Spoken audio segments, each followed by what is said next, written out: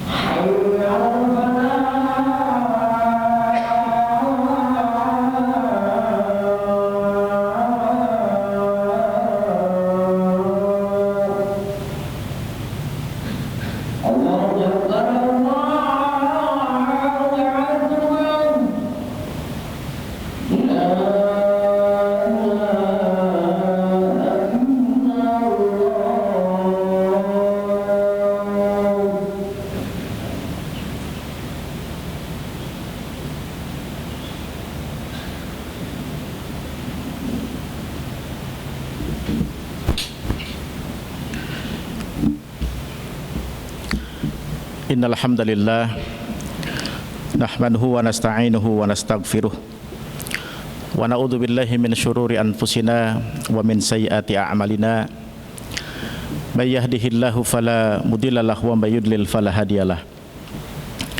Asyhadu an la ilaha illallah wahdahu la syarikalah wa asyhadu anna sayyidana wa nabiyyana Muhammadan abduhu wa rasuluhu la nabiyya ba'dah. Allahumma salli wa sallim wa barik ala sayyidina wa maulana Muhammad wa ala alihi wa ashabihi wa man tabi'ahum bi ihsanin ila yaumiddin. Amma ba'du, fa ya ikhwanal muslimin rahimakumullah, usikum wa iyaya bi taqwallah wa ta'atihi faqad fazal muttaqun. Faqala Allah ta'ala fi kitabihil karim, ya ayyuhalladzina amanu taqullaha haqqa tuqatih wala tamutunna illa wa antum muslimun. Ma'asyiral muslimin jamaah salat Jumat rahimakumullah.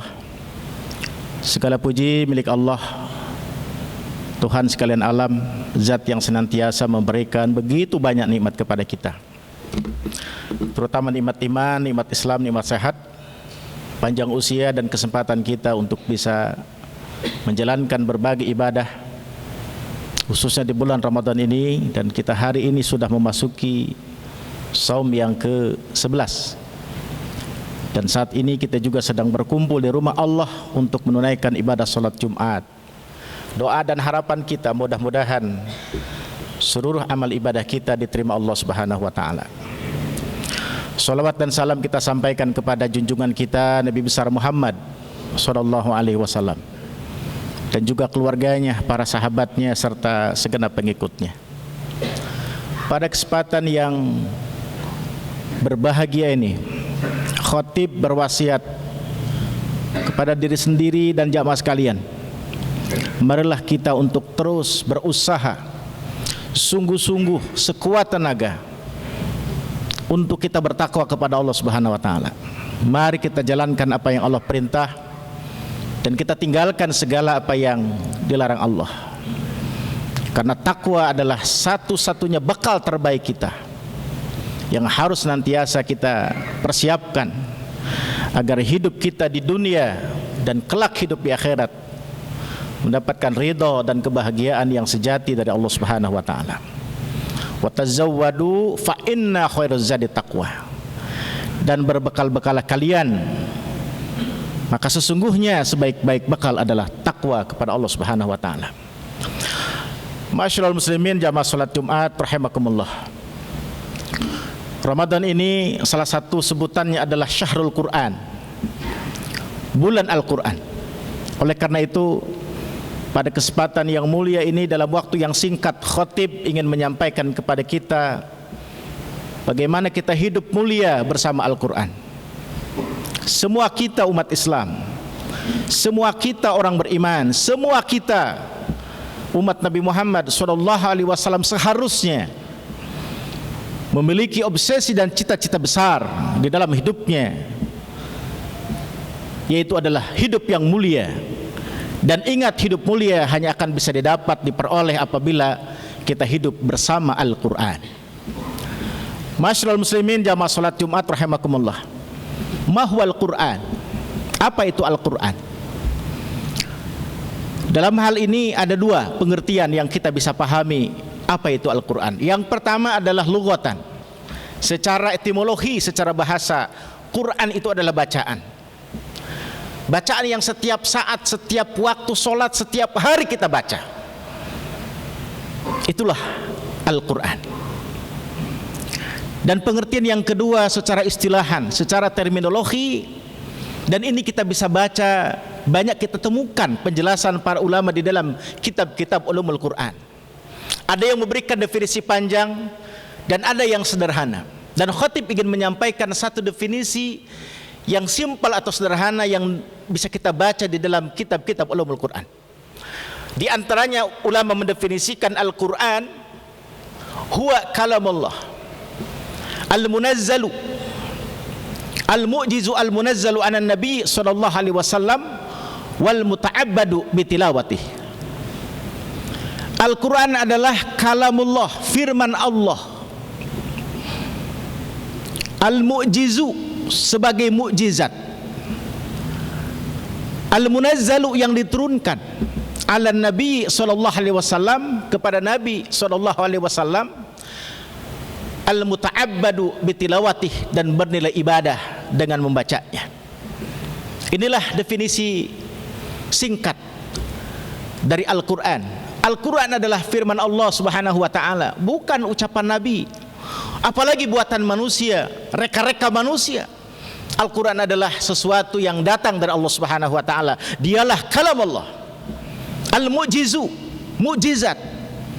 Mukjizat ada sesuatu yang luar biasa, yang tidak mungkin manusia bisa melakukannya, dan ini hanya kuasa Allah Subhanahu wa taala.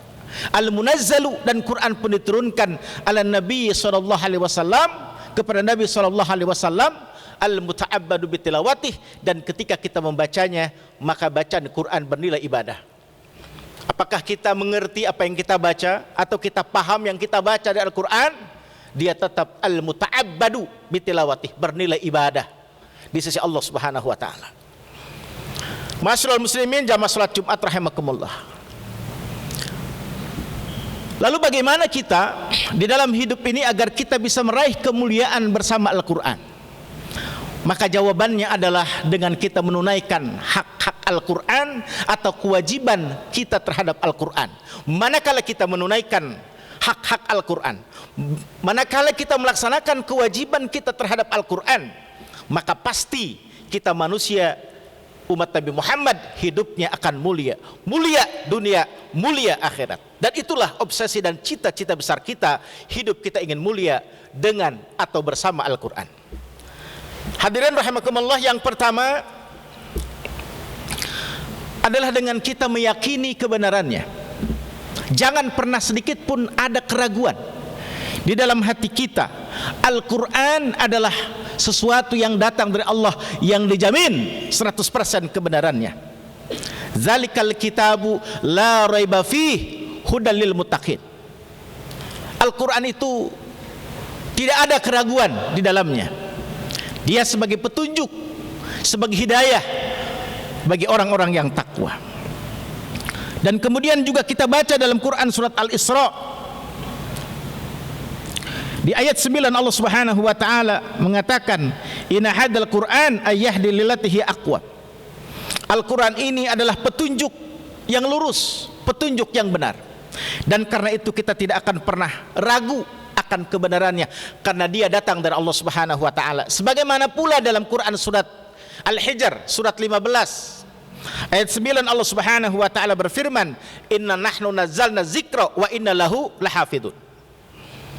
Inna nahnu, sesungguhnya kami, nazzalna, telah menurunkan az-dzikra, Al-Quran, wa inna lahu lahafidun, dan kami jualah yang akan memelihara Al-Quran. Jangan pernah ada keraguan akan maknanya, jangan pernah keraguan akan huruf-hurufnya, jangan pernah ada keraguan dengan makna-makna yang terkandung dari Al-Quran. Hadirin rahimakumullah, hati-hati dengan paham-paham yang merusak, berkembang paham-paham menyesatkan yang mengajarkan bahwa Al-Quran, sebagian persen Al-Quran sudah tidak bisa dipakai lagi, sudah tidak sesuai dengan zaman kekinian dan sebagainya. Jangan pernah kita tertipu oleh pernyataan yang menyesatkan seperti itu. Ingat, Quran dijamin kebenarannya oleh Allah Subhanahu wa taala dan akan berlangsung dan akan berguna dan akan bermanfaat, berlaku sepanjang zaman kehidupan manusia sampai dunia ini dibinasakan Allah Subhanahu wa taala. Al-haqqu min rabbik fala takunanna minal mumtarin. Al-Quran adalah hak kebenaran dari Allah, dari Tuhan kalian. Jangan kalian meragukan akan kemuliaan, kebenaran dan kesucian Al-Quran. Ma'asyiral muslimin jamaah salat Jumat rahimakumullah. Yang kedua, kalau kita ingin mulia di dalam hidup ini, kalau kita ingin hidup mulia, maka yang kedua kewajiban kita Al-Quran, hak Quran kita tunaikan adalah dengan kita membacanya. Quran kita baca, apalagi di bulan Ramadan, dianjurkan betul kita untuk memperbanyak tilawah Al-Quran. Dalam Quran surat Fatir ayat 29 dan 30, bahkan Allah Subhanahu wa taala mengatakan, membaca Al-Quran salah satu di antara 3 amal soleh yang Allah perintahkan, yang merupakan bisnis kita dengan Allah yang tidak akan pernah ada ruginya.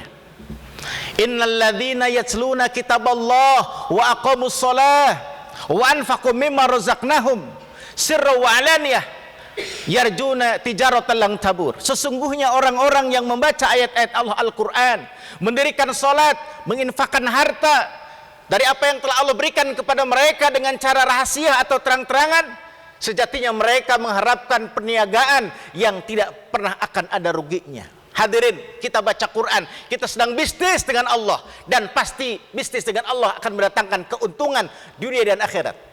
Bila kita bisnis dengan manusia, kita bisa untung.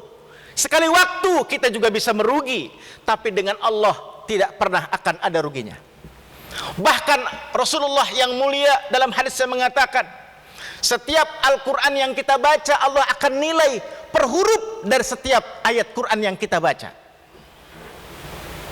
Man qara'a harfan minal Quran falahu hasanah. Barang siapa membaca satu huruf dari Al-Quran, baginya satu kebaikan. Wal hasanatu bi asri amsalihha, dan setiap satu kebaikan akan Allah lipat gandakan 10 kali lipat. Wala aqulu alif lam mim harfun. Nabi mengatakan, aku tidak mengatakan alif lam mim itu satu huruf. Walakin, tetapi alif satu huruf, lam satu huruf, mim satu huruf. Ada 3 huruf ketika kita membaca alif lam mim, dan berarti 30 kebaikan disediakan Allah balasannya buat kita. Mari kita baca Al-Quran. Bahkan Rasulullah juga dalam hadis Imam Muslim mengatakan, Iqra'ul Quran fa innahu ya'ti yaumal qiyamah syafi'an li ashabih. Sesungguhnya Al-Quran yang kita baca setiap saat, setiap waktu, di dalam solat, di luar solat, terlebih di bulan Ramadan, kelak akan datang menjadi syafaat bagi kita. Bacalah Al-Quran, bacalah Al-Quran, bacalah Al-Quran, kata Nabi, fa innahu ya'ti yaumal qiyamah, dia akan datang pada hari kiamat, syafi'an li ashabih, penolong bagi kita sekalian. Ma'asyiral muslimin jamaah salat Jumat rahimakumullah. Yang ketiga, kalau kita ingin mulia dalam hidup, maka kita bersama Al-Quran, hak yang ketiga yang harus kita tunaikan adalah kita berusaha untuk menghafal. dan menjaga hafalan dari Al-Quran yang sudah kita hafal. Sebagaimana dulu, bagaimana para sahabat ketika Rasulullah menerima wahyu Al-Quran, lalu Rasulullah mengajarkan kepada sahabat Quran yang baru beliau terima dan dihafalkan oleh para sahabat. Berlomba-lomba para sahabat menghafal Al-Quran. Hadirin rahimakumullah, ketika pikiran kita dan hati kita, tubuh kita diisi merekam, men-save ayat-ayat Allah Al-Quran, kita hafal, maka kita akan menjadi Al-Quran yang berjalan. Kita menjadi penjaga daripada ayat-ayat Allah Subhanahu wa ta'ala, menjadi benteng pemelihara kalam Allah yang mulia Al-Quranul Karim. Dan ini harus kita jaga, kita pelihara hafalan, kita murojaah, kita ulang-ulang dan kita ulang-ulang. Sebab Rasul mengatakan kalau kita tidak jaga, maka Quran yang sudah kita hafal akan lepas, bahkan akan lebih cepat lepasnya, melebihi kecepatan unta dari ikatannya. Ma'asyiral muslimin, jamaah salat Jumat rahimakumullah. Yang keempat, kalau kita ingin hidup mulia bersama Al-Quran, tunaikan Al-Quran, tunaikan kewajiban kita terhadap Al-Quran adalah dengan kita mentadaburi dan mempelajari kandungannya, mempelajari dan mengambil pelajaran yang terkandung di dalamnya. Jadi setelah kita meyakini, ya, setelah kita membaca, setelah kita menghafal, maka kita juga mentadaburi dan mengambil pelajaran daripada Al-Quranul Karim. Kita hayati betul setiap ayat-ayat yang kita baca. Kita renungkan betul setiap kalimat-kalimat mulia dalam Al-Quran yang kita baca, agar kita bisa mengambil pelajaran di dalam kehidupan kita yang kita akan sesuaikan dengan apa yang kita pahami dan kita pelajari daripada Al-Quranul Karim tersebut. Allah Subhanahu wa ta'ala memang menurunkan Al-Quran, di antaranya adalah agar kita mentadaburinya, memahaminya, dan mengambil pelajaran yang kemudian kita akan aplikasikan di dalam kehidupan kita. Sebagaimana firman-Nya dalam Quran surat Shad ayat 29, Kitabun anzalnahu, sesungguh Al-Quran kami turunkan, ya. Kitabun anzalnahu mubarak, Kitabun anzalnahu ilaika mubarakun. Kitab Al-Quran kami telah turunkan kepadamu Muhammad, mubarakun, yang diberkahi, yang penuh dengan kebaikan, yang penuh dengan keberkahan. Liyadabbaru ayatihi, agar mereka umatmu mentadaburinya, memahaminya, menggali kandungannya. Waliyatazakkar ulul albab, dan mengambil pelajaran orang-orang yang berakal. Karena itu masjid, majelis taklim, kajian-kajian Al-Quran kita hadir, kita datangi, kita berkumpul dengan orang-orang baik, kita berkumpul dengan para ulama untuk mentadaburi Al-Quran, untuk mengambil banyak pelajaran daripada Al-Quranul Karim. Dan insya Allah hidup kita akan barokah, hidup kita akan mulia, hidup kita senantiasa akan dibimbing oleh Allah Subhanahu wa ta'ala. Ma'asyiral muslimin, jamaah salat Jumat rahimakumullah.